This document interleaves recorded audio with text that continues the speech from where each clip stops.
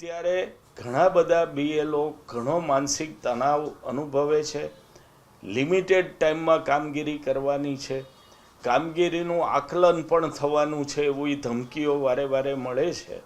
એટલે under pressure આ ગીર સોમનાથની દુઃખદ ઘટના બની છે. ભલે આગળ તપાસ થશે, બધું એમાં થશે, પણ સામાન્ય સંજોગોમાં જે કલમ નીચે કોઈને તમે આત્મહત્યા કરવા માટે મજબૂર કરો તો તમારી ઉપર પોલીસ કેસ થાય. તો આ કેસમાં કોની ઉપર પોલીસ કેસ થશે એ જાણવું ગુજરાતની પ્રજા માટે ખૂબ જરૂરી બને છે.